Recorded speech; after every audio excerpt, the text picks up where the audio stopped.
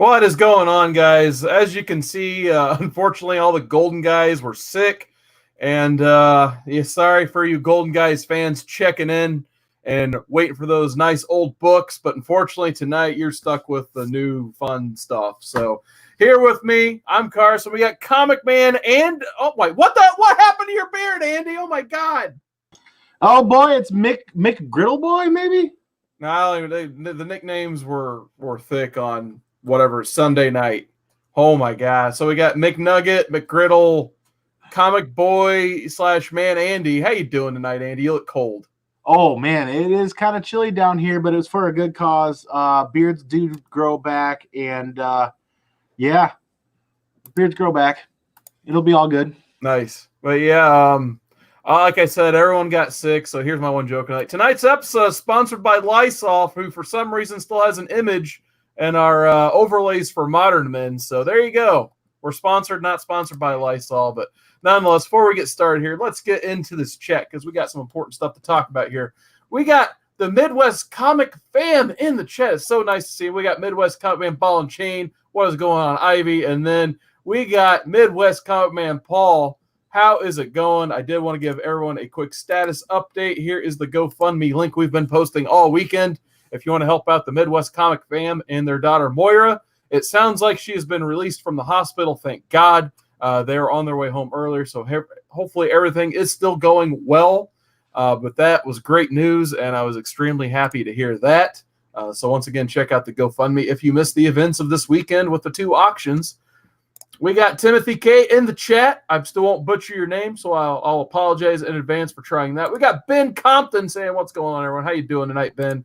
Bub's Comics, wait no further, because unless you're waiting for Golden Guys, you're going to have to wait another week, and I apologize for that, Bub, but if you're waiting for Modern Men, you are in the right place.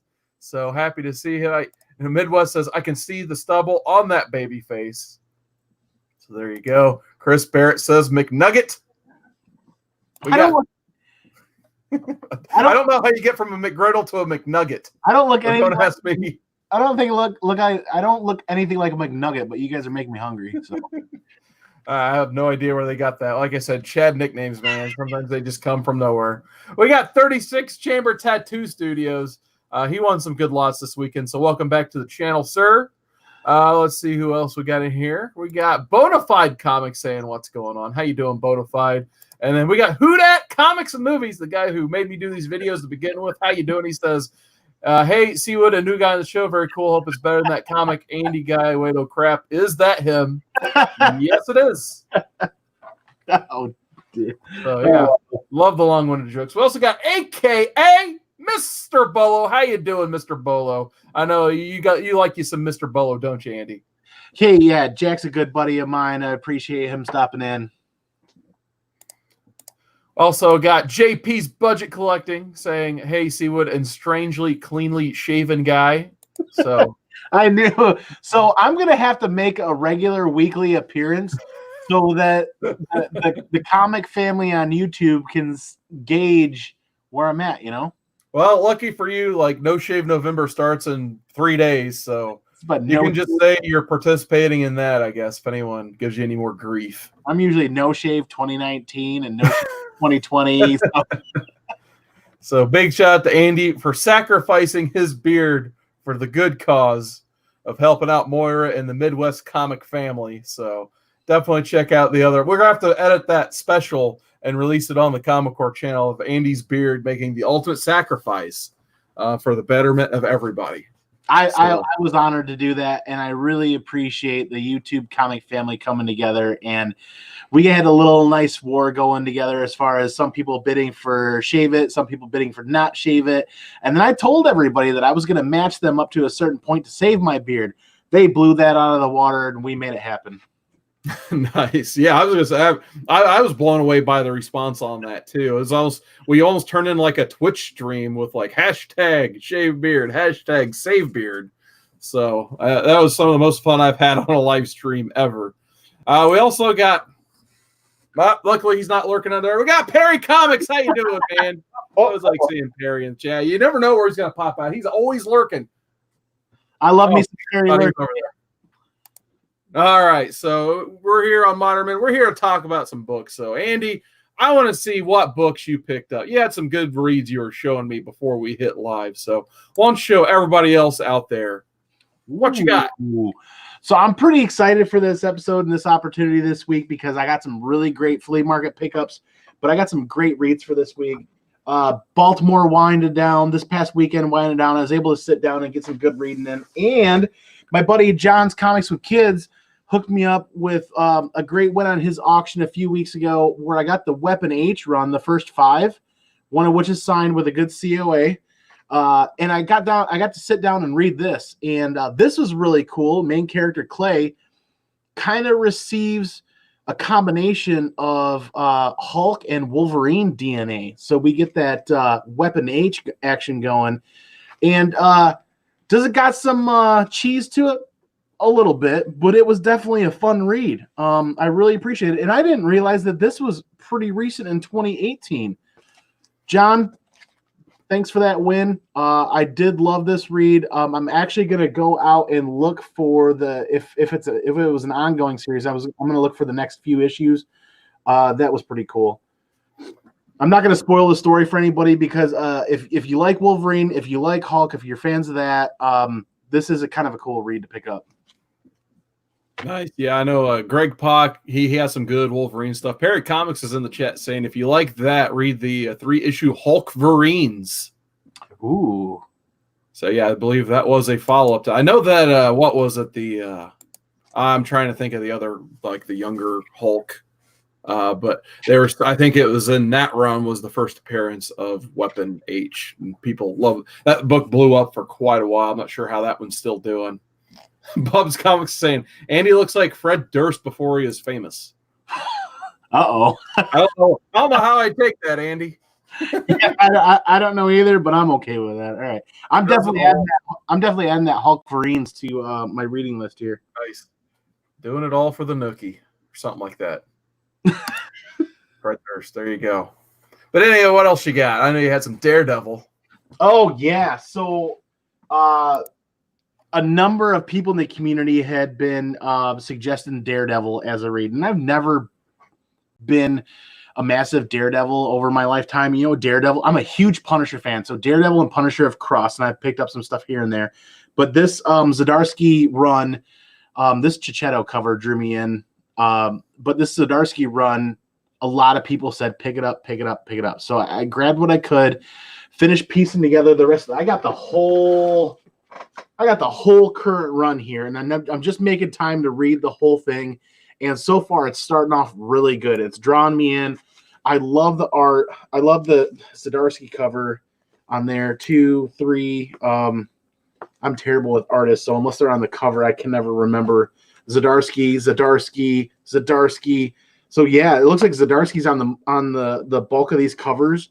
And oh god, yeah, wow.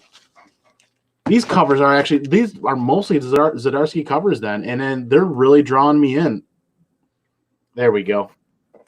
I got a couple of doubles accidentally because, like most people, I'm terrible at keeping a list. And when I'm out hunting, I'm grabbing what I think I'm missing. And I'm just halfway through the first issue tonight, and I'm really looking forward to getting totally through that run, getting caught up, so that when it hits my pull, I look forward to it every week. Nice. Yeah, I think the writer on that was Chip Zdarsky. I think the Marco Cacchetto did all of the art on those too, if I remember right. I still need to read most of that run. But yeah, I love me some Daredevil. He's probably like my favorite modern era Marvel character in terms of just the writers he's captured, because it starts with like Kevin Smith run for me, and then like up until recently, it's always been good and consistent. So I'm Chad 2.0 with names here. So I get everything flip-flop. Like, yeah, obviously Zdarsky's the writer, and Chichetto's doing a lot of the covers on that. But I get kind of scatterbrained with a lot of that stuff. But yeah, I'm really excited for that run. No worries, man. Definitely, Chris Barrett says Frank Miller equals good Daredevil. Absolutely. Some of my all-time favorites are the Millar. I was already thinking about Mark Millar. I was thinking about picking him on my next list I was going to go through shortly. But yeah, Frank Miller, he definitely made that character relevant, let's just say. Oh, yeah. So what else? You got anything else you got there? Oh, this is gonna break my heart here. So I won this in a mystery box, and I am a huge X-Files fan out of the 90s. And I won the special edition that reprints the first 3 issues of that run. And I was so excited to get this. And I'm like, I can't wait to read this. I got 3 or 4 pages in. I'm like, this art is terrible. And I'm going through it, and I must be spoiled. Maybe some other people are spoiled with art nowadays. And then I went back and went to reread it again. I realized who the artist was on this, and it is, I don't know if you guys can read that. That is Charles Aldred, who is my favorite artist for The Walking Dead. So I was so embarrassed to realize that I totally shot this down after the first 4 pages, and then realized it's my current favorite artist for Walking Dead for Image, which has come to an end now. But man, it's amazing how artists evolve over 2 decades or so, 20, 25 years. I'm definitely giving this another read. Being the X-Files fan that I am, I'm going to go ahead and pick up the original issues, because that was in my original collection when I was younger, and it's something I haven't made time for just yet. So is it cheesy? Yeah, it's X-Files cheesy. It's 90s cheesy, but it's that good kind of cheesy that we all love, and a lot of us grew up with in the 90s. Oh yeah, I have fond memories of collecting X-Files. And some of the first issues I ever tried to chase of a comic was X-Files. It took me years to get a copy of #1, because when that came out, Wizard magazine blew that thing up. Like that. Oh, yeah. X-Files #1. It was like X-Files #1, Gen 13, and then a couple other issues were always like on their hot 10 lists every single month. And I remember like going to flea markets and antique shops. It'd always be like a $40, $50 plus comic book for that issue 1. And even that one, the one that collects issues 1 through 3, that was still like a $10 or $15 book back in the 90s. But luckily now they're all in 50-cent and dollar bins and such, and I can have as many copies of them as I want now. And you'd be surprised if you find the whole run in series from a single seller, it carries a premium because they've done most of the work for you. Yeah, so you can dig through bins and you can find it and you can build it, but it's a time versus value kind of thing. If you're short on time, but you have a little more money, people are willing to pay it. And if you got a lot more time and a little less money, people are willing to work for it. So if you balance that out, you can either save a few bucks or you can save a lot of time. But either way, those books are out there, and they're waiting for somebody to read them. Oh, yeah. Yeah, I mean, you can get them really cheap. Now, and most of those Topps comics you can get for fairly cheap. I think there was a Zorro run. Yep. And then I think there was another run that was pretty popular. I think they did the Lone Ranger too. And of course, Mars Attacks, I think, is what they're most popular. And then, Bear Island put it in the chat before I could even say, he says, Adam Hughes did the Lady Rawhide stuff for Topps too. And there's some beautiful art for the Lady Rawhide stuff that they did in the 90s. Some of the first really good Adam Hughes work. Well, hey, Carson, I'm not doing a great job paying attention to this chat, so can we hit this up again really quick? Oh, absolutely. I like the way we're thinking the same way here. So we still got Chris Barrett in the chat. He's talking about the polybag gimmicks, the cards. Barbarian Kung Fu, what's going on, man? It's just like the truth is out there, the books are out there. I gotta steal that, man. That's pretty good. That'd be pretty sweet. Now we need to come up with the Modern Men like intro video somehow, or like instead of Mulder and Scully, it's just us. Oh. Says the books are out there. I like that. I still like Barbarian Kung Fu. I love it. I'll be the pretty one. Yeah, I guess I'll have to be Fox Mulder then. Then maybe we'll eventually get a Skinner, and he'll boss us around and all that good stuff. I love me some X-Files. We got Bub's Comics. I'm reading this chat completely backwards, so I'm missing the I think everyone's just talking about the beard still. I'll be perfectly honest. I'm okay with that. I'm okay. I love me some Bub's Comics, man. Oh, man. But yeah. It's chilly, but it's coming back, and I am amazed how fast this is coming back. I think Bub's Comics is the only person to win both the Hunt and the Boy Who Had 7 show. If he won that, I think he did. So big shout out to Bubs. He knows how to collect and run and go get his books really quick. So we got Bear Island. He's still debating, like, where Comic Man Andy. I guess I'm talking to Comic Man Randy tonight. I don't know.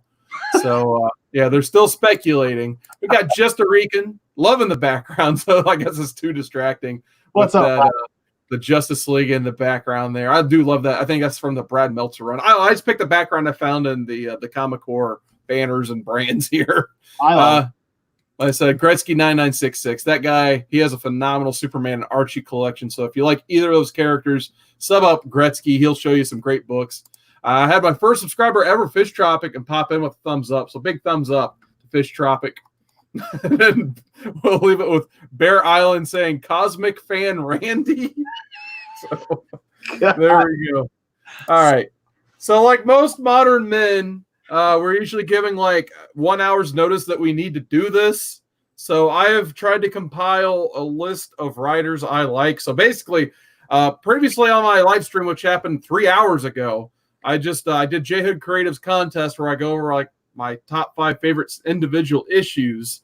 And usually on Modern Men, I just go over good reads. So I didn't want to too much rehash the people, like the 1 to 2 people who watch my live stream and then come to the Comic Con and watch this. So what I tried to do is I tried to come up with 5 top writers in the modern era I love and enjoy, besides Brian K. Vaughan and Jeff Johns, because I talk about those guys at length all the time.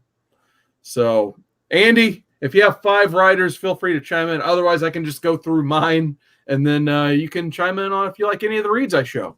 Well, I mean, yeah, obviously Brian K. Vaughan is amazing. And because I didn't quite study as well as you did with writers, I'll just quick run off. On the Punisher Max run, Garth Ennis. So Garth Ennis is... There's the Brian K. Vaughan line cap, by the way. Sorry, I had to show that real quick. That is nice that is amazing that he did that for you. Yeah. So yeah, Brian K. Vaughan, but Garth Ennis, as a massive, massive Punisher fan, Garth Ennis is my favorite writer out there when it comes to Punisher, and it comes to a lot of other things. When Garth Ennis's name is on the book, I'm picking it up regardless of what it is. And I am super excited that he is coming back. And I think it's just a couple more weeks away. It might be next week. He's coming back with that Punisher, a new Punisher run, and I forget the title. And I'll roll this right into you with your writers. So mine are Brian K. Vaughan and Garth Ennis that come right off the top of my head. Nice. So yeah, as you know, Brian K. Vaughan, Saga, Wild Last Man. That's really all I need. He's done a lot of Paper Girls I still need to read. Barrier was really good. So definitely. Oh, yeah. Yeah, so I could go on, like I said. That's why I decided not to do him. But I'm going to go on all day about him anyway. And then the Garth Ennis, I need to read a ton more Garth Ennis. I really want to read The Boys start to finish, and then his Punisher. And there's like the 2 I really want to read from him that I haven't. But yeah, quickly, Midwest Comic Man says, I didn't quite study as well with Writers Equal. I didn't do shit because I had a rub lotion on my baby face. So thank you, Paul. I'm glad he's back in these chats, man. This is awesome. But nonetheless, I with no particular order, I guess I'll just start with what's like almost to the camera level here. So the first one is a controversial writer, in my opinion. Since his move to DC, he has not been too popular with a lot of people, but I've enjoyed his Young Justice run. So I've got to talk about some Brian Michael Bendis, though. I pulled this trade out. This Ultimate Spider-Man run was one of the runs that got me back into comics. So on my previous live stream, I talked about how Fantastic Four 500 was one of the first ones I pulled off the shelf when I started collecting again in about 03, 04. One of the other books, when I went back the next month to go get, I discovered Ultimate Spider-Man. They were doing the Ultimate Venom storyline.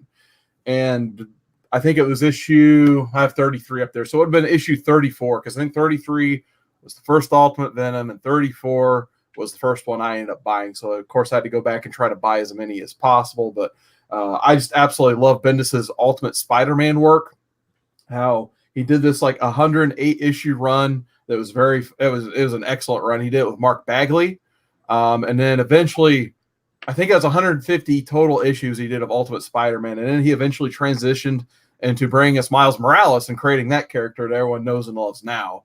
And that was almost like a achievement completely on its own, because I remember I was very upset because when I got in 2003, the Ultimate Peter Parker, that was my Spider-Man, because the Spider-Man in the late 90s and Marvel wasn't my favorite. I'll be honest, but I really liked the Ultimate version because it was the one you could just pick up and read and get the whole story. So after that issue 150, it might have been in the 160s. I can't remember the second. But when they went from that transition of killing off Peter and going into Miles, I was a bit upset at first. But Miles, I think like everyone else, I started to grow on that character as well. So there's some really good stuff he did with Miles Morales. Bendis really made that character his own. And you could tell once he made that character, a lot of Marvel followed suit because you got, Riri Williams, Iron Man, you got Miss Marvel, Kamala Khan, and so on and so forth. So I think Bendis was really like, the guy pushing toward those new, more diverse characters. So I had to talk about Ultimate Spider-Man. I had New Avengers in my previous stream, so I figured I'd bring up one more time. He's the guy actually, I think I have it sitting on the bottom of this pile here because I need to tape it back up on the wall. So between these two issues, he basically reinvented the Avengers and kind of made it like the A-Team for a while, because for a while, especially like in the 90s, I felt like Marvel really took a backseat to the Avengers and pushed the X-Men to the forefront. Because, most of us 90s kids, we love us some X-Men big time because they had the best writers and artists. Yeah. Not that the Avengers didn't, because they still had George Perez working on the book and Kurt Busiek. But for some reason, they just didn't get that exposure. They weren't exposed in the bigger storylines. Heroes Reborn pretty much killed them off for a while. But when, the early 2000s rolled around, Bendis really is like, we could do a really cool thing with the Avengers and basically make them our Justice League, because they weren't really doing that at that point. So I always like that New Avengers run. And then the last one I was probably going to talk about, Bendis has so many we could talk about, but I spoiled a few. And then the last one I was going to bring up is Alias with the Jessica Jones stuff. Yeah. So once again, it was just him kind of making a different type of superhero. She almost doesn't even want to be a superhero, but she has, this power and responsibility, kind of like our friend Peter Parker over there. But then you mix that in with, the alcohol and the private investigation agency, and you get a heck of a story. And not to mention the stuff with her and the Purple Man. It's just all stuff you wouldn't normally see in a Marvel comic. And that's, like Punisher, basically, it was a great use of the Marvel Max line. Mm-hmm.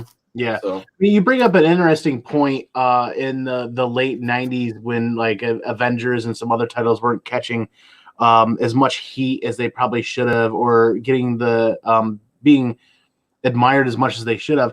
Well, it's because a lot of us were very impressionable in the 90s, and Image was fresh on the scene with lots. I wish I had cover pulled to show you guys, but everybody knows Image and Top Cow were selling those covers, and sex sells, and they were definitely, oh yeah, whether it's bling or it's booty or it's body, Image was selling it, and they were pulling us all in droves. So I'll admit, being impressionable at that age, Image pulled and swayed me over to that direction, and I missed out on a lot of great Marvel titles and DC titles in the 90s, which is why I'm here, re-educating myself on a lot of the stuff that I missed. Yeah, because like I said, the 90s, it had highs and lows. So unfortunately, there were some instances where the lows outnumbered the highs, and for me, that was like with the Spider-Man character. And I think the Ultimate Universe really brought him back to the forefront.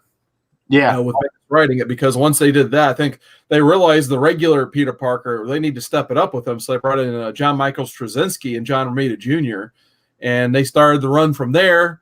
And then eventually Dan Slott came in after that, which that was a whole controversial separate thing. We could talk about it another time. But I think once they did that, the regular Spider-Man was really good again. Oh, yeah. I love me some JR art, man. Yeah. And I guess while I'm mentioning the Ultimate stuff, because I don't think I have anything else Ultimate here, I kind of want to talk about Mark Millar.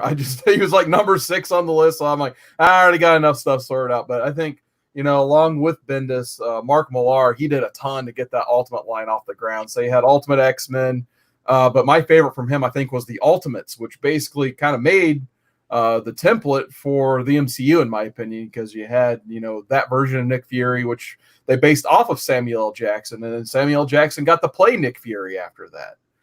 That is a great point, actually. And there was just some good stuff. I think my favorite issue was issue 5, where you get to see basically Hulk gets kicked out of a helicopter. No, it was late. That was issue 13. Whenever they're on the ropes, they kick Bruce Banner out of a helicopter and make him turn into Hulk because he doesn't want to. So Cap just boot kicks him like this is Sparta style out of a chopper. So the Hulk will join him in the fight. So that was probably my favorite moment of the Ultimates run. Nice. And that Ultimates run is catching a lot more heat and appreciation lately, the last year or two. Absolutely. All right, before I go into writer number 4, which they're not ranked or anything, but we'll just say writer number 4, we'll go into the chat real quick. Amazing. Gretzky 9966 is Amazing Spider-Man will be my book from issues 1 to 700. So I'm guessing he didn't like the Superior run, or he's just waiting for it. He probably didn't like it. So I do love me some Superior Spider-Man, the Dan Slott stuff. I did enjoy that. Oh, man, let me start bowing now. We got the Prince of New Zealand, the uncanny Kyle Walker. What's going on, man? He says he loves the Garth Ennis early Dredd stuff. Yeah, probably the best Dredd collector in the whole comic community, uncanny Kyle Walker. He knows all about Judge Dredd. So I'm adding that to my reading list because I had completely forgotten that he wrote a part of Dredd. Yeah, Bear Island, I guess, didn't have a great interaction with Garth Ennis. He says, I found him rude. The one time I met him made me feel like I was wasting my time. Yeah, sorry about that, Bear Island. You're not the only person I don't think I've heard. I think I've heard multiple people say that about Garth Ennis. I've heard similar stories, and I guess it depends on how you feel and how you prepare yourself going into it. If you if you expect that going in, then you kind of have a little less mixed emotions. But like me, like I've never met the guy, so if I went in and got that same kind of reaction, I would share a very similar feeling. Yeah. We still got Chris Barrett in the chat saying George Perez is a legend. Absolutely my top artist of all time. So if we ever do an artist countdown, which we probably will, spoilers, George Perez will be number 1 on my list. But unless we do modern artists, because I like mostly 80s. But he does some great stuff, though. His DC or the Jelly Avenger stuff, can't sleep on that. We got Fizz Tropic still in the chat, like in my, it's actually just water. Be nice to have a green tea right now, but it is just water in a green cup. Sorry to let you down on that one. Kyle Walker loves his 90s shine. Yeah, absolutely, man. I love me some 90s gimmicks. Oh yeah, that was one of my that was my most recent hot pick on the Simpleman's Comics Hot and Cold show. Was those 90s gimmicks covers? Those are coming back into a favorable status as far as I'm concerned. And I didn't. I found 3 copies of Spider-Man 2099 in a dollar bin, and I didn't pass up any of them regardless of the condition because I love those 90s gimmicks. Nice. Oh, and Bear was talking about Mike Del Mundo, it looks like, not Garth Ennis. So that's kind of good, I guess. So, all right. So I'll go ahead and get in writer number 4 just because he's on top. No rankings here. I got to talk about, and we've talked about this for a little bit, Andy, but I want to talk about some Grant Morrison. Yep. So we talked about a little bit about Grant Morrison previously, but this was the first X-Men run that got me. Well, I'd lie about that, actually. The first X-Men run I really liked was the Onslaught stuff because that's what, I mean, they were going like full on the artist. You had both Kubert brothers were working with them at the time. Joe Mad was on the book at the time, and you had, I believe, Mark Waid, Scott Lobdell writing it. But the one that really reined me back into the 2000s was New X-Men. And you had Grant Morrison writing it, and of course Frank Quitely. You can't not talk about that pairing right there because the big hardcover I got is from Morrison and Frank Quitely. So for me, the New X-Men, it seemed a little bit gimmicky at first because they kind of rebranded the X-Men and put them all in new costumes because this is right around the time the movie came out in 2000 where they were wearing black and yellow costumes basically instead of wearing the spandex, the big blue and gold costumes. So it seemed a shade gimmicky at first. Would you remember that time, Andy? Yeah, not that one specifically, but Marvel or DC in general have never been really successful when they rebrand a team and redress them, so to speak. Through the 90s and the early 2000s, the public weren't very receptive to a team being like completely rebranded and completely redressed. It just fueled the fire for people to go back and get the original teams that they loved. Mm-hmm.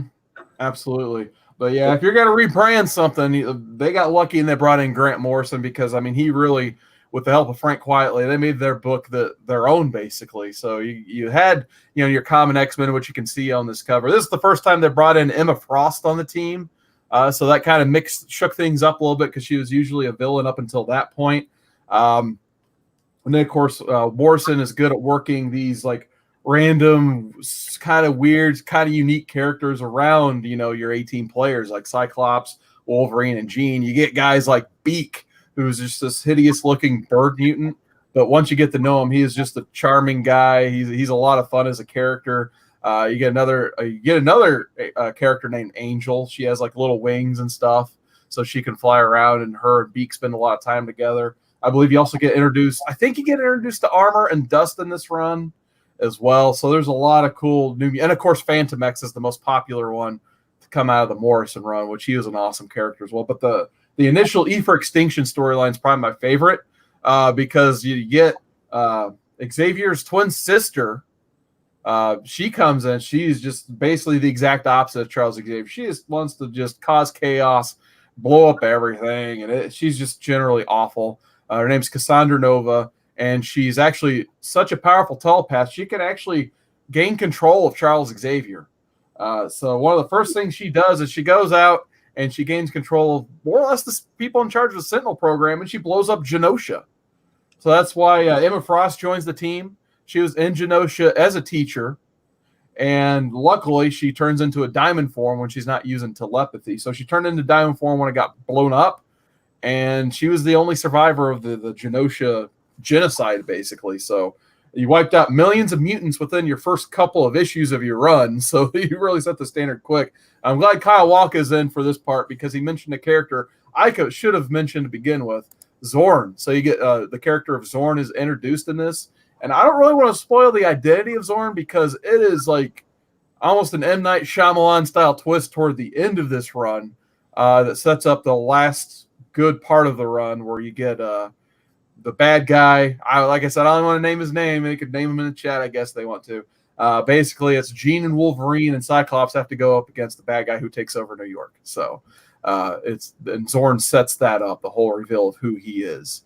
Oh, and then you get the Stepford Cuckoos too in this run. So, like, I don't know if you watched that. I can't remember the name of that show on Fox, but the Stepford Cuckoos were eventually introduced in that. So, a lot of cool stuff in this Grant Morrison. It's my second favorite X-Men run besides the Joss Whedon run, but they're neck and neck for me. And also, recently, Green Lantern, The Gifted. Thank you, Chris Barrett. That's what that show is called. Green Lantern has been pretty cool. I'm waiting to see the finish of this run, kind of going into the Black Stars in January to see what Morrison's full vision of this. But he's going off the rails here. He's bringing alternate universe Green Lanterns, a babyface version of Sinestro, who's already been pretty much destroyed. So it's been a lot of fun. He's gotten a lot of good stuff out of Liam Sharp in this run.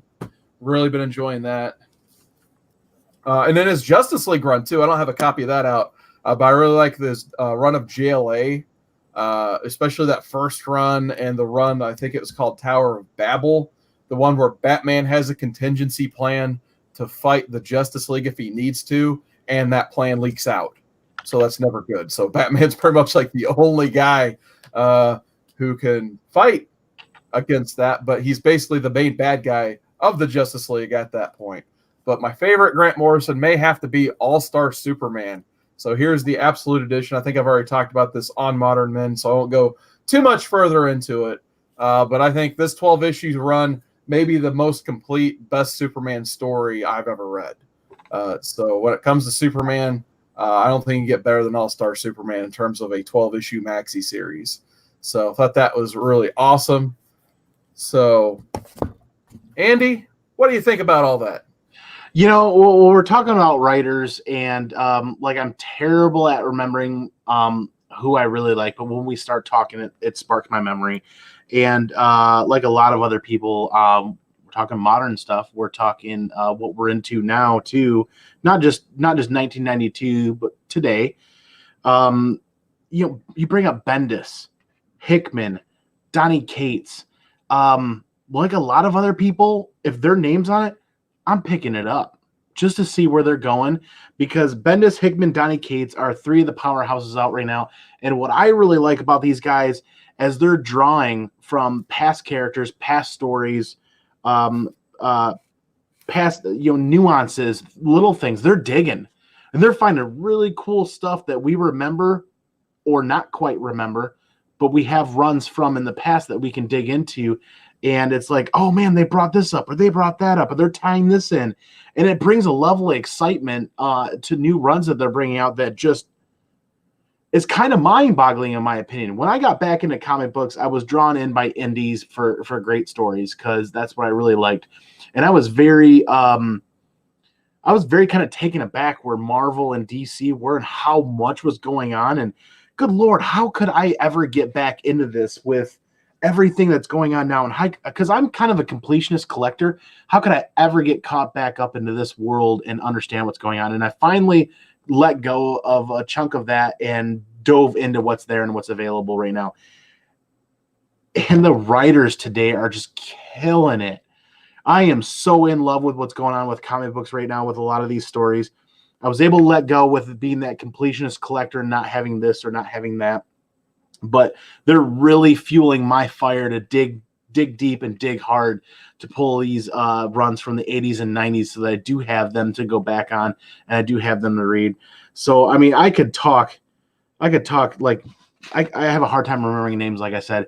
But, man, when you want to talk about writers, this is a great time to be in on comic books and comic book stories because there's not – I can't think of a really bad comic book that's on the shelves right now. I mean, like bad, like dollar bin bad a day later. I can't think of anything that's hitting the dollar bin a day after it releases because everything is going pretty good right now in comic books.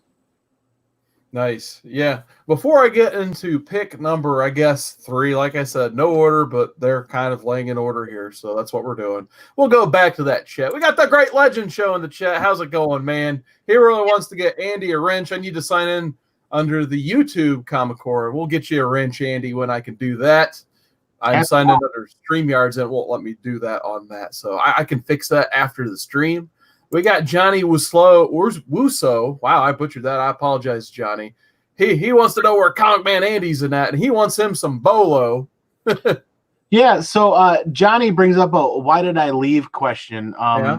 Is he? I take it he's referring to why did I leave comic books, and like many others, you start getting into comic books when you're younger. You collect while you can, while you have your lawn mowing money and other things like that. And then when you hit that magic age of 18 or 19 years old and you kind of get chucked out into the world to find your place, I joined the military, and comic books are not something that travel well when you're in the military. And in the military, right, you travel a lot. So in my 20s, I had my comic books and I loved them. But when you're in your 20s and you're of legal drinking age and you're having fun with your friends, comic books are kind of one of those things that are an easy trade-in for beer money. Yeah. And this is why I'm here in social media. This is why I'm with the Comic Core family and the Simpleman's Comics family. And this is why I'm out here is I am rebuilding my collection that I sold for beer money in my 20s. That's my journey on Instagram. And here is I'm learning and soaking in what I missed while I was out traveling the world and what I let go of. You know what I mean? So if that quickly answers Johnny's question, I think that's what he was getting at. All right, yeah, because I was kind of the same way when I was in high school. My local shop moved, high school and sports happened, and comics had to take a back burner. So I just kind of fell off with the main stories and got back in once I found those good ones. So, all right, so stack number 3 comes from Scott Snyder. So a lot of people know him from his Batman stuff, which I'll talk about that in a second. But I also have to talk about Witches. So he gets some of the best artwork I've ever seen out of Jock. So I guess I'll just read, because sometimes with these trades, I just like to read the back. So it says, when the Rooks family moves to a remote town of Litchfield, New Hampshire, to escape a haunting trauma, they're hopeful about starting over, but something evil is waiting for them in the woods just beyond the town, watching from the trees, ancient and hungry. So if that premise doesn't get you hooked for a Halloween-style comic, I don't know what would. But, yeah, definitely check out some Witches. There is Jock riding, a sacrificial poor deer there. So really cool. I think it lasted 6 issues. There's a one-shot floating around out there as well. I think there's supposed to be a sequel out to this next year at some point. So looking forward to that. But I know he's also working on another project for Image, I think. Slowly getting into this, reading myself, American Vampire. I have a couple of the hardcovers. I do need to reread this one. But you get some really cool stuff from him and Raphael Albuquerque, and it's actually a Stephen King endorsed book. Wow. So yeah, you get his name is Skinner Sweet. Says reputation for cussedness as long as he is ornery. As the first vampire conceived on American soil, however, he is not your usual creature of the night. Stronger, fiercer, and powered by the sun. Sweet is the first of the new breed of bloodsucker, the American vampire. So the perspective on this kind of floats between when he was created, kind of like think old Western times versus the booming 20s. So you get like the two perspectives in the book there, and it actually has a pretty cool like way they flip back and forth. So enjoy that. But really what the breakout run for Scott Snyder was, in my opinion, was Batman Black Mirror. So you get, not only do you get the wonderful writing of him, you get the awesome art of Jock and Francesco Francavilla. So I guess he was able to handpick his two artists when he proposed Black Mirror, and DC told him he could have those two, and he's like, yes, please, that's awesome. So this is actually a Dick Grayson Batman tale. This is not Bruce Wayne on the cover there. And you basically get James Gordon Jr. gone bad. So that popular 880 cover, I know Kyle McCorchett always likes to say, like, hey, that's James Gordon Jr. because he does masquerade as the Joker in that book. So I know it's a very popular book, that 880, but the run of 781 through 881. Some good stuff, too. I think the only reason it got interrupted is because the new 52, which led us to Court of Owls. So had to get the absolute edition of this. So got Court of Owls. He actually was on Batman, him and Greg Capullo for 52 issues. And I always just like the story of Greg Capullo and Scott Snyder. They were kind of thrown together on Batman originally. DC put them together. I'm guessing Scott Snyder probably would have just brought Jock or Francavilla with him, but Capullo wanted to do something for DC and he wanted to do Batman. So they brought him in as a part of this. And I guess Capullo's one for like, he'll just like do whatever he feels like on the art. And Scott Snyder sent him an original email. He's like, I am the writer. This is the script. We're doing the script exactly. Something like that. And Capullo was basically like, F you, or I'm doing what I want. And I guess Snyder just kept laying down the law. And eventually it was a really rocky relationship when they're going through Court of Owls. But I guess once they saw, the return on investment, the product, and, they're successful together, they really started to become like brothers working on Batman throughout those 52 issues. So I always, not only do I enjoy the story, I always enjoy hearing the story of them coming together on that. So what do you think about Scott Snyder? I think I haven't read enough from Scott Snyder. And I think that's something I need to educate myself more on. But let me give a unique shout out here for a moment. Shout out to the 9 thumbs down we currently have. We appreciate your guys' feelings. If you guys want to see us read something different or dig for something different or bring up a different topic, by all means, guys, pop in, share those thoughts, share those feelings. Johnny, where's Bolo Comic Man Eddie? Well, you can find Jack and Brian on the Simpleman's Comics channel. Although I'm not sure what he's up to tonight. Thanks for asking. We continue to get more thumbs down. Sorry, guys. How can we help out? We can always dig and find something different with modern, but that's it. This is Modern Men. We're picking up what we can find, finding some modern reads, sharing what we like. If you guys want to share your feelings, please share them.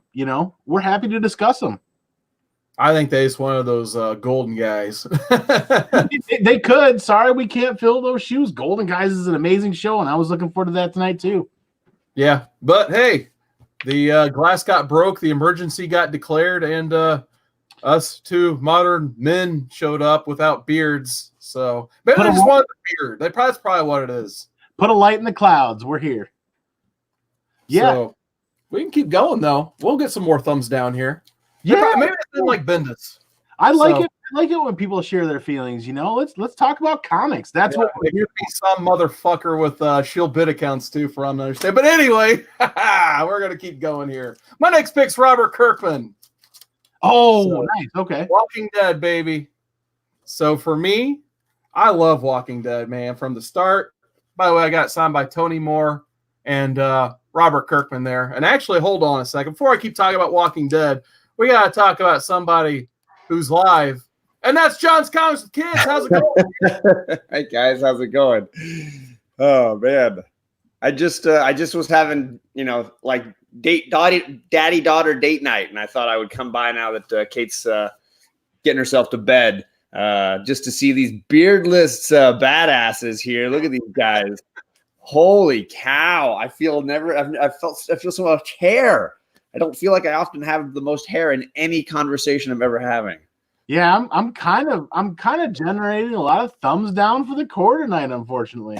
Hey, a thumbs down is still somebody who is here and participating, and we appreciate your thoughts. I'll tell you right now, last night, Perry and I did a show, and we definitely got a lot of people either loving or hating our opinions, and that's just kind of the whole point of YouTube. So we appreciate you even taking the time to watch, even if you don't like the particular show. And I'm a big Golden Guys fan, so I totally understand if that's what you really were hoping to get. Well, that's kind of the way the system is built. Whether you like it or not like it, at least people are sharing their feelings, and we're talking comic books, and that's why we're here. Yeah, and that doesn't hurt my feelings at all. I'm just happy to have people that want to hang out and talk funny books with me. So I'm totally down with that. So I'm sorry that I have not watched anything of the 46 minutes. I was watching The Fifth Element with my daughter tonight. Kate had never seen the movie Fifth Element, Bruce Willis, Mila Jovovich, and she loved it. She had a blast. She's still quoting Ruby Rod right now in the other room. I can't believe we're going for 46 minutes already. Yeah, I know. I didn't realize that until you said it. But you know what the Fifth Element was? That was love, and that's what we're here to spread in the comic core. I got a book link again. I got a book as a gift from Barbarian Kung Fu the other night that is part of a run or a storyline that I thought was really great. And shout out to Comic Tom and Fire Guy Ryan for doing a breakdown for this a long while back. But this is one of my favorite modern covers, I would have to say, for modern guys. I don't know if you've seen this great Miami Vice cover swipe for Ant-Man. Is that Bear Island? Right. So this is the Scott Lang storyline, Ant-Man Second Chance Man, which is a great read and has two phenomenal covers. This one, which I absolutely love. And then there's another one later on with it's a giant Taskmaster face and he's swallowing Ant-Man. Ant-Man is like falling into his mouth. It's an amazing cover. So absolutely awesome. This is Nick Spencer as the writer and Ramon Rosanas as the artist inside. And I don't know if the cover artist is Mark Brooks. So Mark Brooks doing some fire. The Miami Vice, even the logo in the Miami Vice style. So shout out to that Comic Tom breakdown Fire Guy Ryan, because they broke down that entire storyline with him having to move to Miami to be closer to his daughter. And it's just phenomenal. Taskmaster's in there, and yeah, good story, good modern story. Spencer obviously does great stuff. Oh, you know what? Vato Loco brings up a great point. He says, "What's in those boxes, Seawood?" And you know what? That was supposed to be a comic core deal tonight, is they were going to share what was going to be in those Dragon Heart boxes for Moya tonight. So we will do that on Unlimited. I'm fairly sure that the JD will be feeling a little bit better tomorrow, and we will dedicate a huge, if not the entire portion of tomorrow night's Unlimited show to go through those boxes. I'll also try to run through, reads of the week, what's hot, what's good. I know that DC is dropping some Black Label fire tomorrow, like 5 new Black Label books. Yeah, this is like a bag of heads or something like that. That sounds Joe Hill has a horror comic called Basket Full of Heads. That's it. Thank you. Yeah, that's right. There's a Harleen issue 2.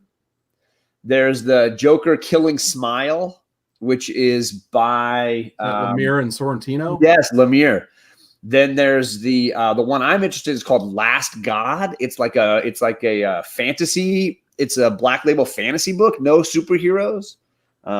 So there's going to be some great reads for tomorrow, some really good stuff. Look, Chris Barrett knows exactly what's up. He must have been watching the comic Triple Threat on Rod's channel earlier because those guys are fire. Oh, yeah. Usually if I do my live stream on Tuesdays, as soon as I turn mine off, I go watch them. And shout out to this guy because I was watching his show earlier, counting down some of his favorite comics ever. And every one, I was like, yes, I love that book. Yes, I love that book. Yes, I love that book.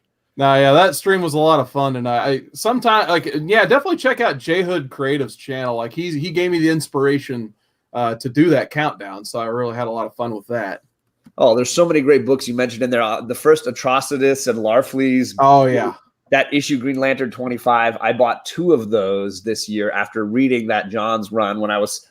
You were on there and I was on there with Boy Who Had 7 and Thanatos going through that whole run. Talk about an all-time modern run. Oh, yeah. And there he is right there, the Green Lantern next to me there. So I read all of that. And then if you read it, obviously there's so many great key moments, but obviously that's a huge key first appearance for 2 characters, really. So that issue 25 is an all-time great book. Absolutely phenomenal. Nice.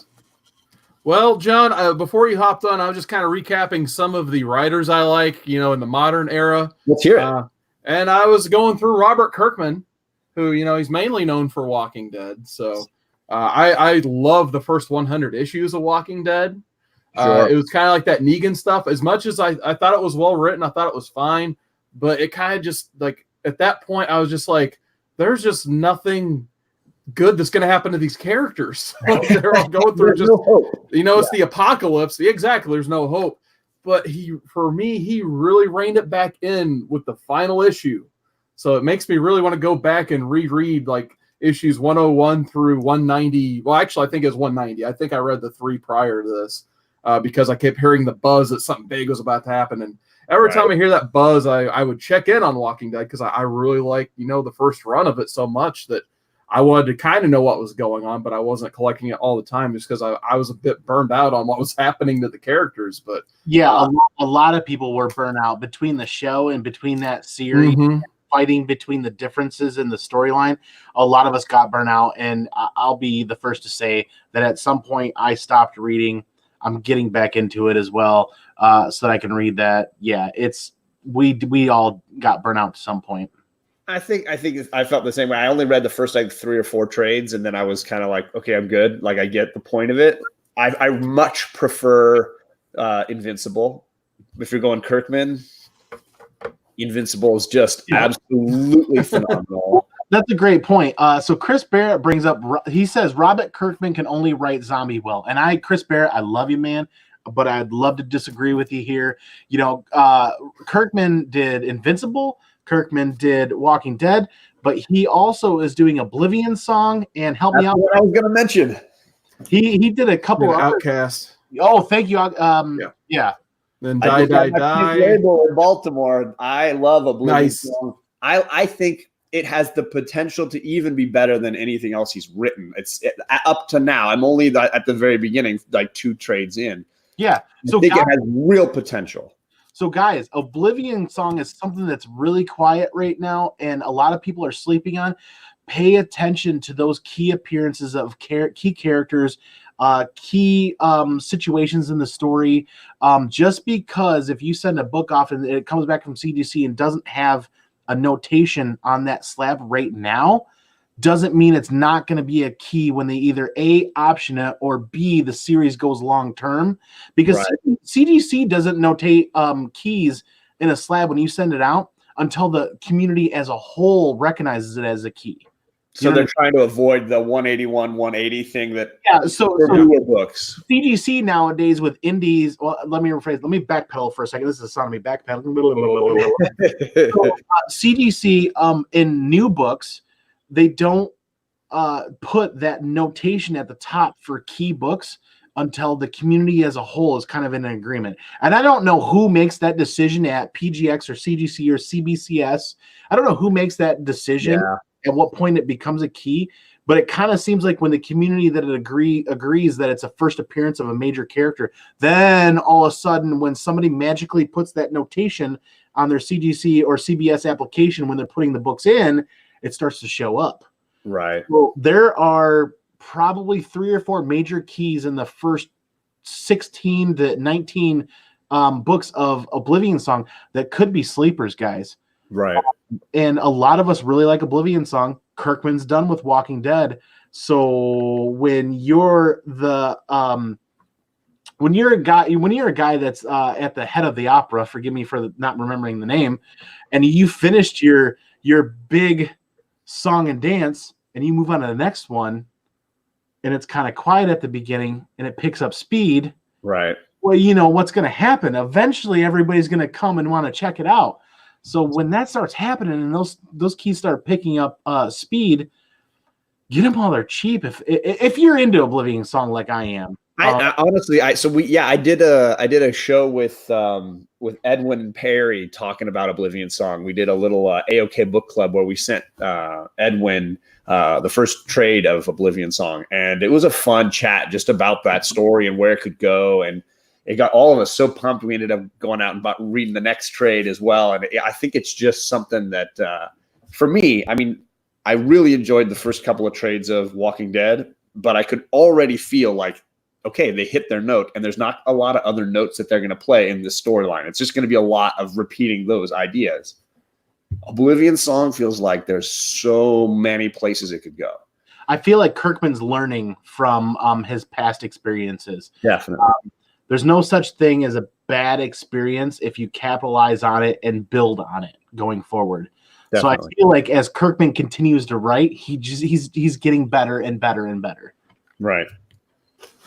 So yeah, Kirkman's a great choice.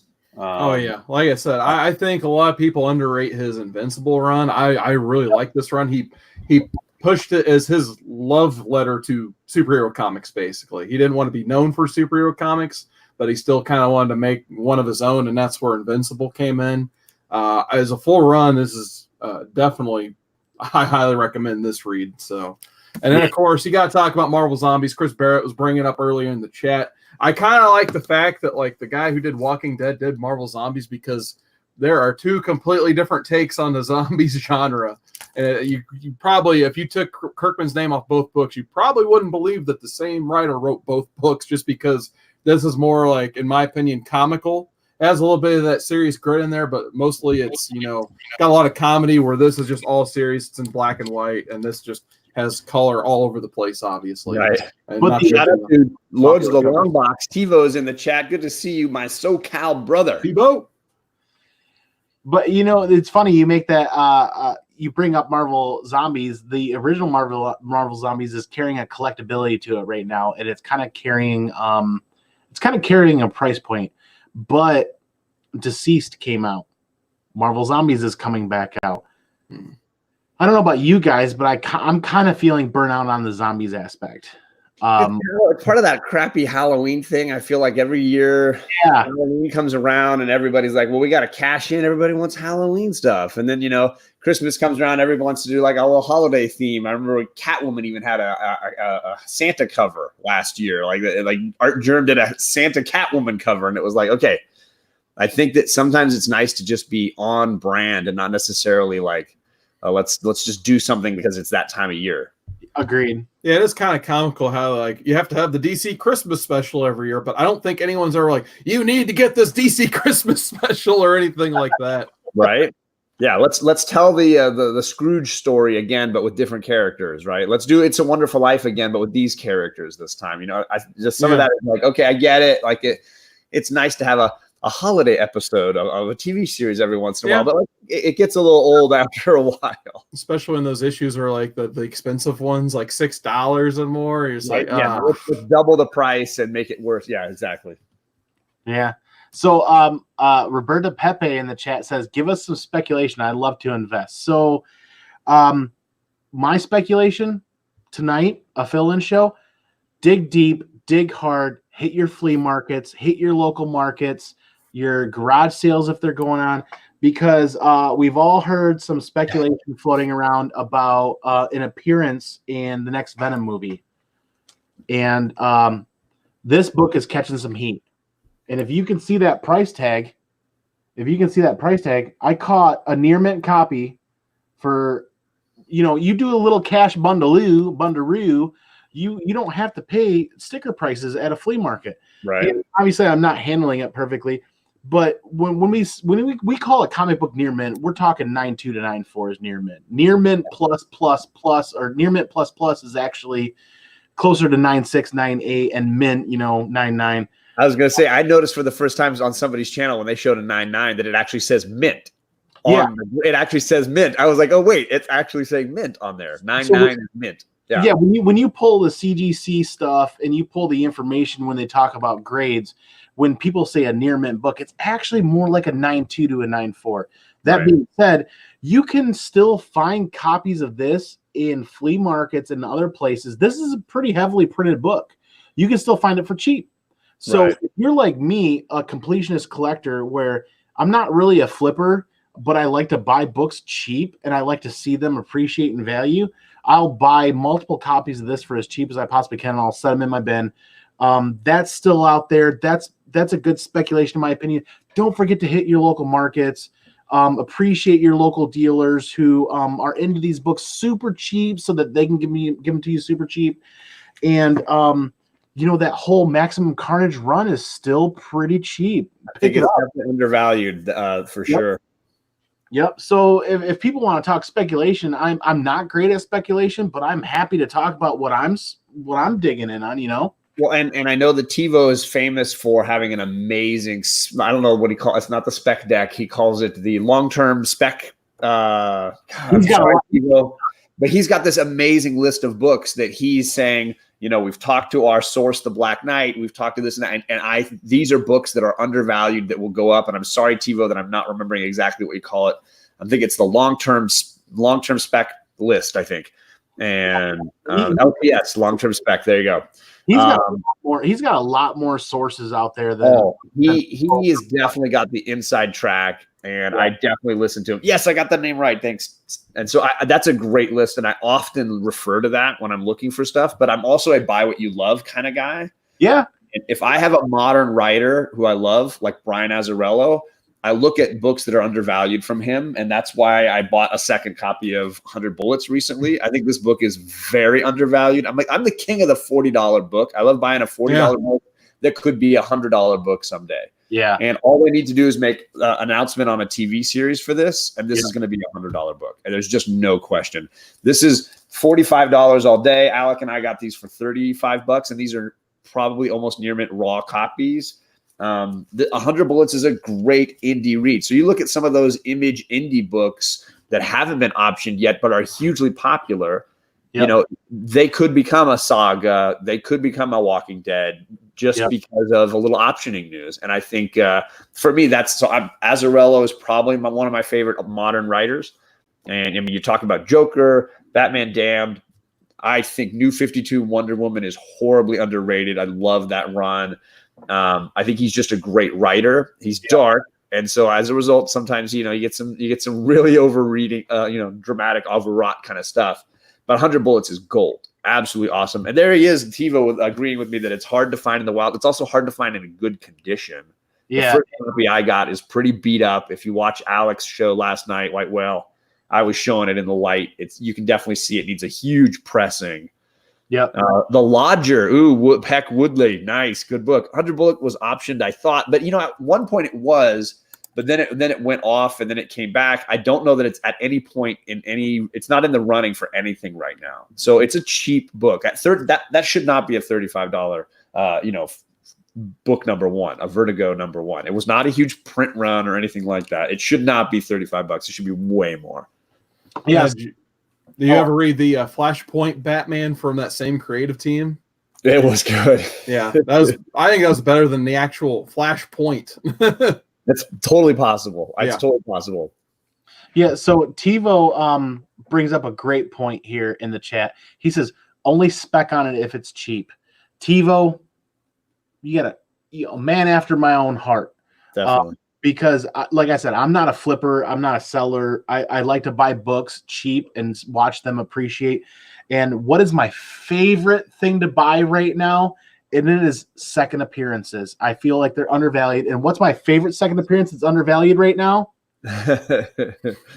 You can now, mind you, the print run is pretty heavy on this. It's the 90s. Yeah, you get a lot of high print runs for sure. Yeah, so if you can find really, really high grade near mint copies, especially newsstands are one of the things that are going to stand out.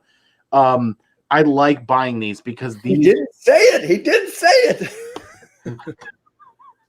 These are cheap. Just wait in silence.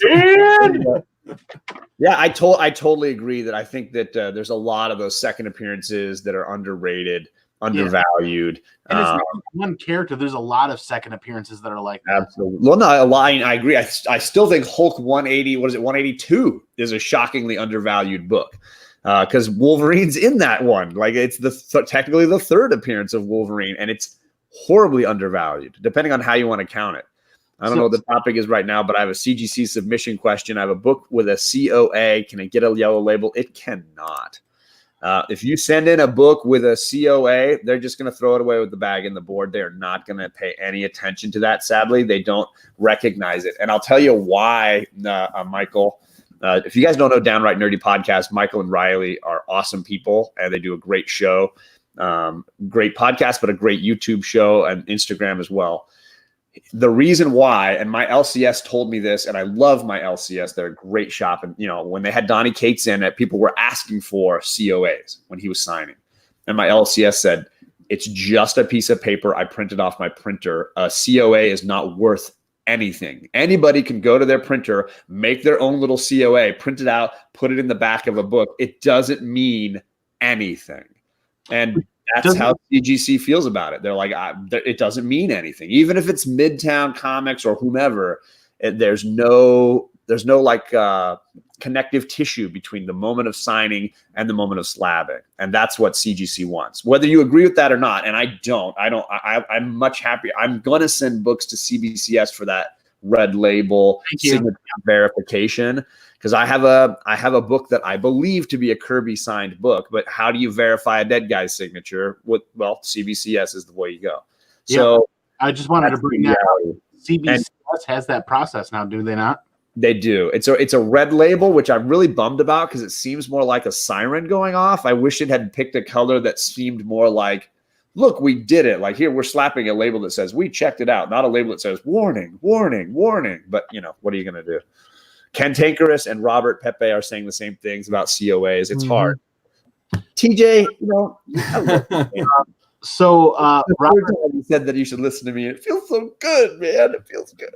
Roberta Pepe brings up another question again. He says, how do I find print runs? And you guys in the chat, you guys in the stream right now, you can help me out. But one of the resources that I use to find print runs is called comichron.com. COMICHRON.com. That's one of the only things that I know of currently with my understanding that will give you print runs of books and what they know about. That's extremely helpful. I know they don't post print runs of books.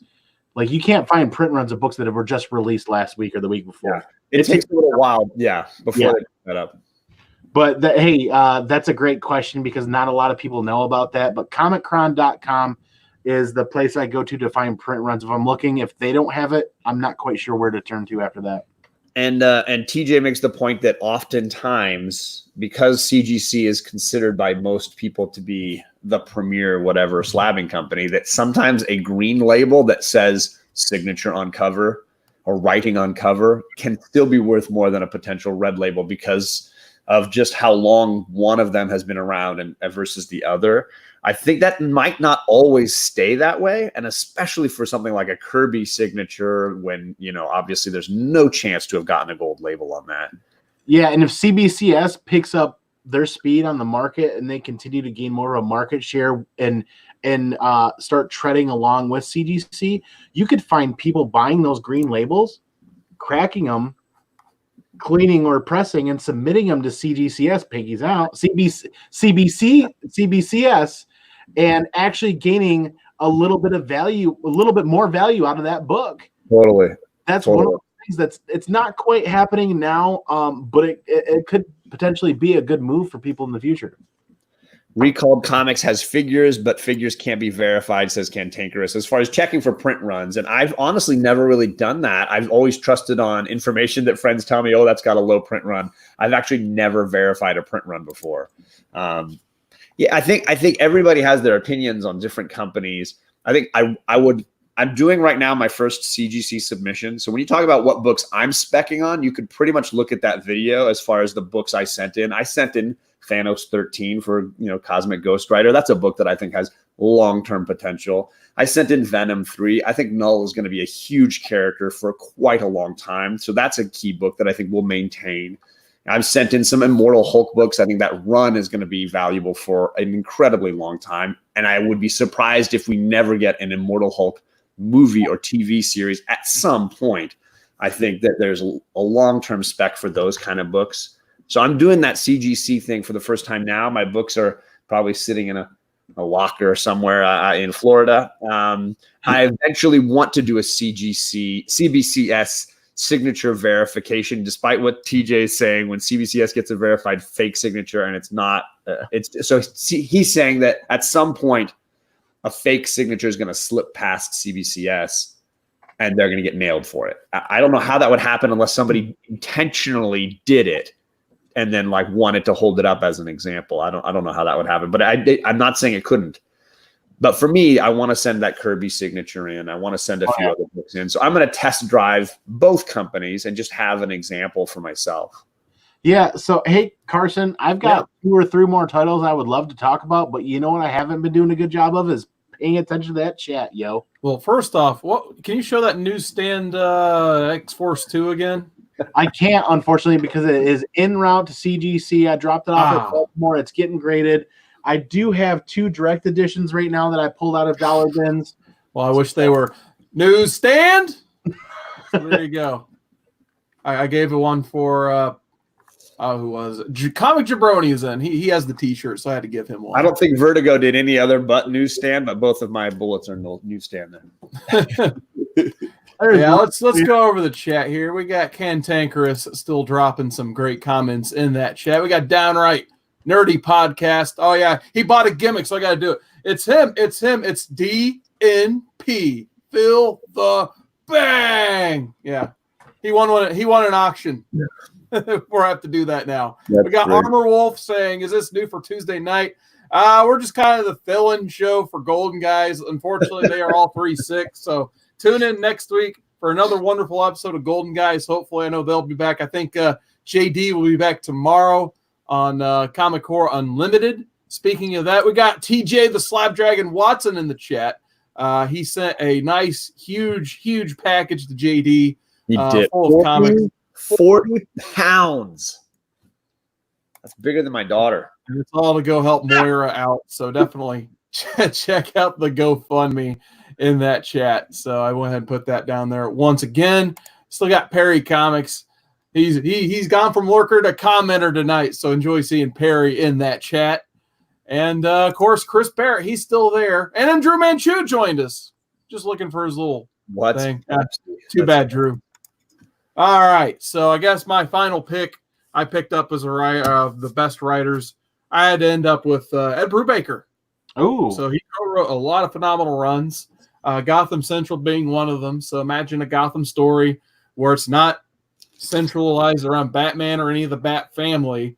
So you get to see the direct impact of Batman's actions in the Gotham City Police Department.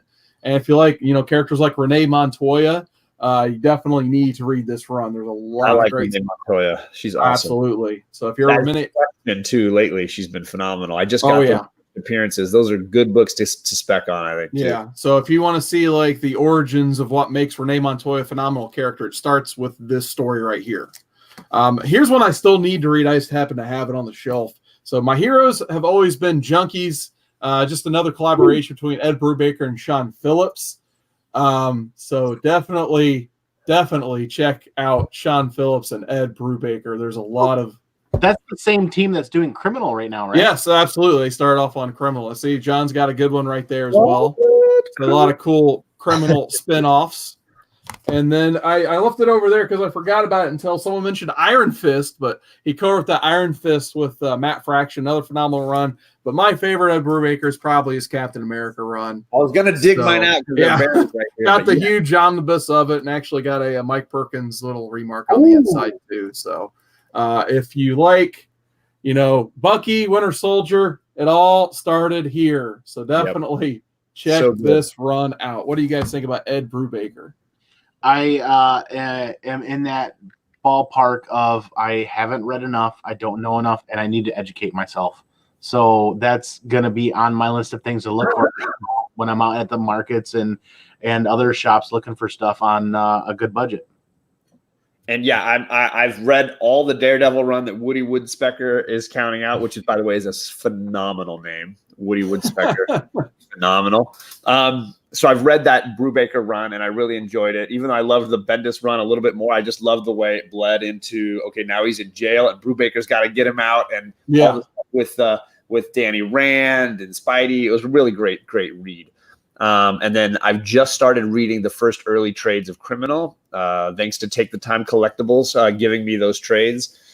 And then, like you said, that Winter Soldier run is phenomenal. And talk about undervalued books. I think the first appearance of Winter Soldier, both covers, the one with Cap and the one with Winter Soldier, are really undervalued. Oh, and, yeah, absolutely. I snagged one off the wall before Infinity War came out. Actually, I snagged it from TiVo's local comic shop, the one he likes to hit up that's near us. And it was signed by both Brubaker and Epting. But no COA or anything, but I could recognize those signatures pretty clearly. So I was very pumped to get that book. And it was the Winter Soldier cover, which I don't know if it's any harder to find than the Cap one. I just dug the Winter Soldier. You got to have the character whose real first appearance, and he's on the cover, Oh, absolutely. Yeah. I mean, there's some really good picks in the chat of Ed Brubaker. Killer Be Killed. The Mastodon says for sure. Dave Enrique is asking about the Catwoman run. You guys think that'll be used for his movie? It's entirely or her movie. Sorry, it's entirely possible. I mean, it was a solid run. It really, brought back the character in terms of going from our '90s run into the 2000s. So some great Brubaker stuff on that run as well. And I absolutely love that Daredevil run too. It's like basically it's him fighting Wilson Fisk in prison. So a lot of cool stuff so there. Badass. And then isn't Punisher in their jail with them too at one point? I believe so. Yeah, it gets pretty nuts. Cool. So it's a lot of good stuff there. So any other Ed Brubaker stuff you guys want to talk about, or you want to move on to one more? Right, that's all I had. That was the stuff I'm familiar with. I am trying to go through those. The reason I had these trades here is because Comics Misexplained and I have been doing a little reading club of criminal reading, and we called it. And we're on the second trade because it's hard to find time, but we've been really enjoying it. Awesome. So actually, I had one more question. So there's some people suggesting other writers we should have talked about. I've already lost it, but I think someone's like, "Why not Tom King? Why not talk about Tom King?" I really, really, really enjoyed his Mr. Miracle run. It's awesome. Absolutely. His Vision run's great. I just haven't enjoyed his Batman.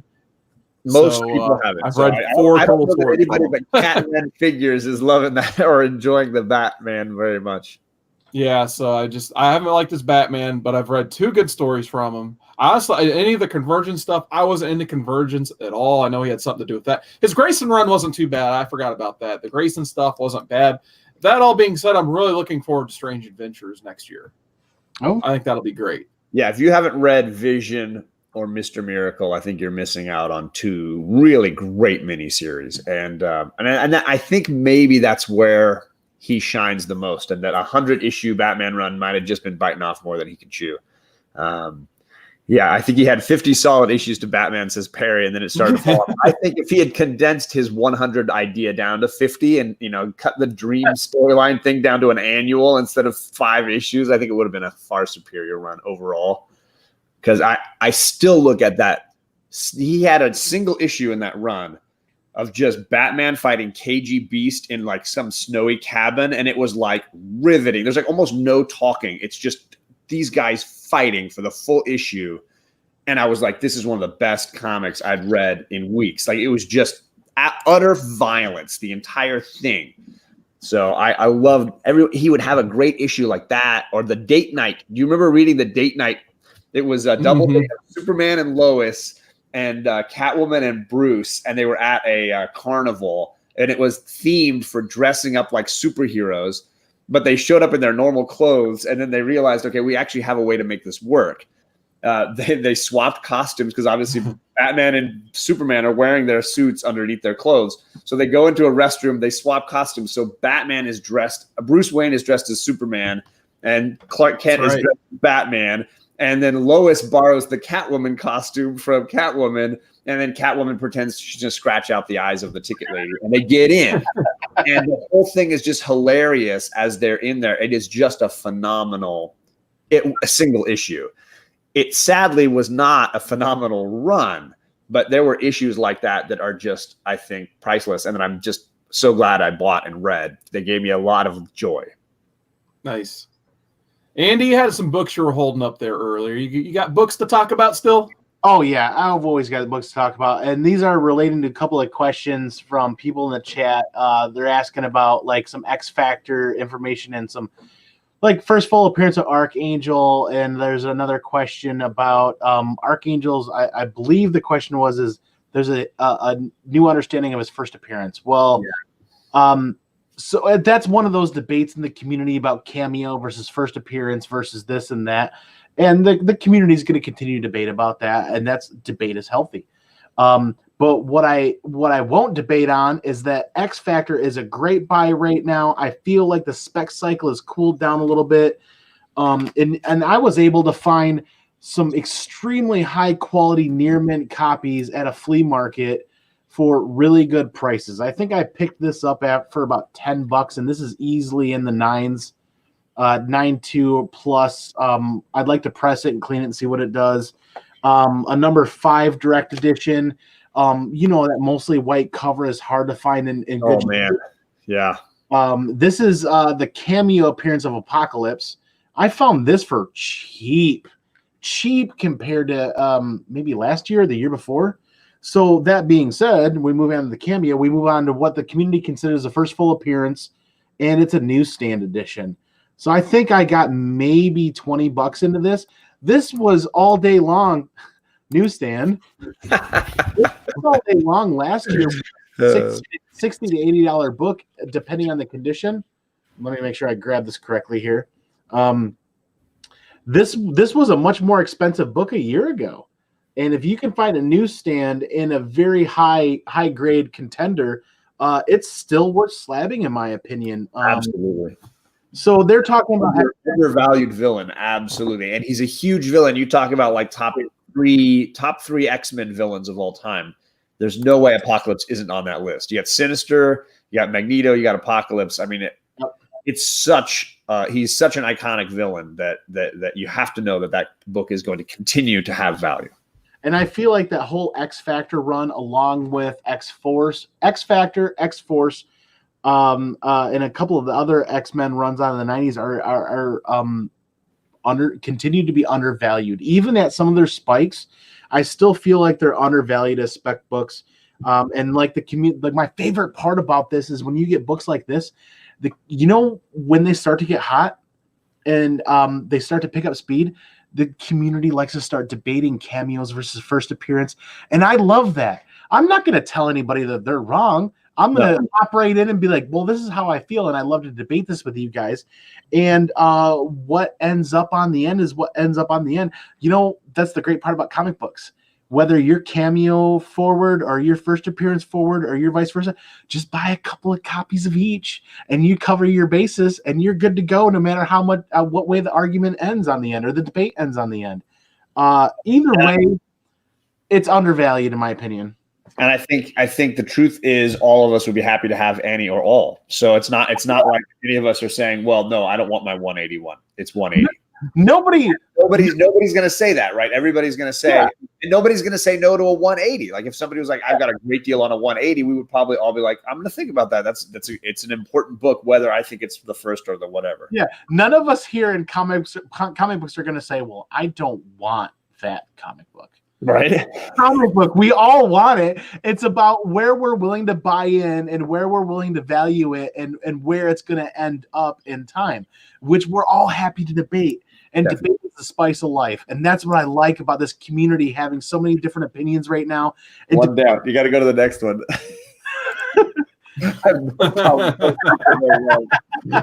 You know what, TJ? I am wrong so often. I love it. He tells me that regularly, but he also tells people to listen to me sometimes, and then it makes up for it completely. Yeah, my really quick last pickup that I can't wait to read for the next Modern guys is the Deadpool run. And if correct me, guys, in the chat, I think this is his first solo title. It is. It's a mini series, The Circle Chase, and it's hard to find in high grade because it is that black embossed, whatever, raised lettered cover. And I owned 2, and now I've sold 2, just because I wanted other books instead. But it is, technically his first solo series, even though it was a mini series, 4-issue run. So if you want to talk speculation, that's something, in my opinion, that's incredibly undervalued. When first appearances or second appearances get to the point where people it's outside of people's budgets. What do I like to chase when things are outside my budget? First solo titles. And I'm still not quite very well educated on Deadpool, and I'm working on that. And I don't think these are slab worthy, but these are really high quality readers. And I'm really excited that I got this whole set for $20. Nice. Yeah, it is undervalued, I think. And I don't even know that most people are aware of his first ongoing series issues and stuff like that, because I do think those are undervalued books as well. I think because there was mass production during those years, everybody just focuses on first appearance. And that's kind of where it is with Deadpool these days. That 98 is kind of the only book that people really focus on for him, because, again, there are so many. And there are plenty of, which is why I sold all my Deadpool stuff when it was hot. Deadpool 2, the movie was coming out, and I'm like, you know what? I want to get a giant size X-Men. And if this gets me closer to a giant size X-Men, so be it. And I might have been a 9.6 graded copy if it ever got graded. It was really nice, but I was happy to make the trade. And I don't blame you one bit, and I agree with you wholeheartedly. Comic Tom, Fire Guy Ryan, and Mill Geeks Comics recently had Deadpool 98 on their hot list. Correct me if I'm wrong. I think they had it on their hot list last week or the week before. Okay. And I would love to debate that with them, because I agree that it's catching some heat with a little bit of news. But when you look at the data online, I'm seeing people buying that book for half of what it was going for last year or the year before. Oh. In my opinion, I would love to get online and debate this with them wholeheartedly back and forth, because I feel like New Mutants 98 is actually a good cold spec book right now because of the prices are declining. So the news that came out is probably going to pick that book right back up, and I'm probably late on calling it a cold pick. I don't know. I think you're right. I do think you're right, because for those looking for spec conversations, what I've noticed most, people like JP Budget Collecting has a great weekly series looking at CBSI's list and how it affects the market. And the one sort of true thing is that we as human beings are so short-minded, short-sighted, short-memoried that within a 6 to 10 month time frame, hot books go to not books really quickly. Yep. And the longer that people aren't thinking about something, the lower the price goes. Yep. So it's been a while since there was a Deadpool movie. It's been a while since they even announced there would be another Deadpool movie. They haven't set any dates, directors, actors, casting. All they've announced right now is that Marvel and Disney are open to the idea of an R-rated Deadpool movie. That's it. They haven't signed Ryan Reynolds to any contracts. They haven't hired a director, set a release date, or anything. So that leaves room for a book that has gone a little soft because nobody's rushing out thinking about Deadpool right now. But the second they say they're making a Marvel, Disney, whatever, R-rated Deadpool movie, and hey, what do you know? There's going to be the Hulk is going to be in it, or whatever character from the Marvel universe is going to pop in. Okay, now that book is going to jump again. Yeah, so I was kind of crushed when news came out that Ryan Reynolds had a meeting with Marvel. I don't know that I personally don't know what that meeting was about, and we do know that Disney was open to an R-rated movie after that. Like, they were the discussions that you brought up. I had just just started shopping for a New Mutants 98 because I feel like the prices were just getting back to where I was a buyer. And I'm like, okay, here we go. And I'm saving up. Like, I'm recovering from I'm recovering from a couple of things. And I'm putting bucks together, and I feel like, okay, like, I'm not a huge Rob Liefeld fan, and that cover isn't really high on my list. But that's not a book that's in my collection currently. And I was like, okay, let's. I think the market's kind of moving into my favor. Let's talk about this. Let's think about it. Then all of a sudden, I see it on the list, and I'm like, doggone it. Right. I feel like I may have missed my prime opportunity. But that's what's amazing about how healthy the comic book market is, and how healthy the debate is where I might feel like it still is a cold pick. The community might disagree, and we might see it uptick. I'm kind of hoping that for my pocketbook, it remains a little chill, but who knows? I think it was just one news article that is easily only a 2, 3, 4 week problem versus long-term. Hey, they've hired this actor. Hey, they're shooting next month. Hey, the trailer dropped. Those are like things that are so tangible and then constantly recycling that they excite people. And I'll say that I legitimately felt the same way about this book.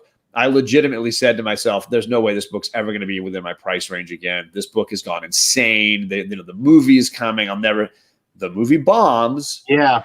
People are not talking about it anymore. The price comes back down again. I find a friend who's like, I don't really want it. Can I deal with you? And before long, I got a book that I've always wanted that I thought for sure I'd never be able to hold. So yeah, I think the community is pretty much in agreement. 99.9% of us are all in agreement that Ryan Reynolds is not going to bomb another Deadpool movie. I mean, I could be wrong. Hold on 1 second. TJ wants me to check. I got it on my phone. Carson, we're running all over you, man. I'm sorry. I'm in a great mood talking great comic book information. So how about that chat, man? Oh, man. Yeah, we still got Roberta Pepe in that chat. How you doing? TJ Slabdragon Watson is in that chat. Chris Barrett, man, that guy is in every chat all the time. I always like seeing Chris Barrett hanging out. And then Dave Enrique, Cantankerous, they're all still sticking around. So I guess since we're going, man, it's been an hour and a half. So I guess we'll go ahead and get into final thoughts here. So big thanks to John's Comics with Kids for joining us. John, you got any final thoughts, plugs, I'm gonna any dollar books you're willing to let us know about that are spec items? Give it to TJ on this. So he's got some books that are McFarlane books that are spiking, including Marvel Tales, Spider-Man, and the X-Men, which has this cover. See if I can get a focus on that. That's a cover. He says that's a dollar bin book, but look at that, amazing. I mean, you get everybody. You got all your best hits in there. Look at those guys. And then he's got another Marvel Tale. So he did a run of Marvel Tales. Here's TJ's. You got the Apocalypse. Oh, sorry, it's not Apocalypse. Juggernaut battling Spidey there. Oh, that's a great Juggernaut cover, man. Right. So there's a whole bunch in that run. Marvel Tales, Spider-Man storylines, some involving the X-Men. There's Iceman and Angel. Ooh. Sorry if I'm not doing wide enough. How am I doing that? Camera is hard, but that's a great cover. Yeah, so there's definitely some underrated McFarlane books. I'm not a huge McFarlane fan. I always say that I prefer my Bagley and Larson Spider-Man to my McFarlane Spider-Man. That's just always. And then of course, if I really want to talk Spider-Man, I go all the way back to Ramita Sr. is my guy for that. John J.D. Jameson says Chris Barrett. So those would be the books. I'll give my final moments to TJ. Nice. Well, thank you so much for joining us. Andy, any closing thoughts tonight? I hope we get another opportunity to do Modern Men. The way my schedule is working out, it sounds like we can make this a regular thing. I'm excited for this. I'm not great at spec. I'm not great at modern books, but I'm here to learn. I'm here to study, and I'm here to read. So what I'm going to do is I'm going to continue diving, continue finding things from 1992 and better. I'm going to read. I'm just going to share my feelings. And if I'm wrong, I'm wrong. If I'm right, I'm right. But more importantly, I'm here for the fun. I'm here for the comic books. All right. Awesome. I'm going to go ahead and sign off then. Big thanks to everyone who's joining us. Hopefully the Golden Guys, they'll be back next Tuesday, 10 p.m. Eastern. Tomorrow here on the Comic Core, we'll be having this guy down below. We'll be having Comic Core Unlimited. He's already in the right shirt. Look at him. Look at that shirt. He's already wearing the right gear, everything. Yep. Andy, you got to wear that shirt 2 days in a row. I apologize. I'm fine with that. So we'll catch you next time. And thank you guys so much for joining us.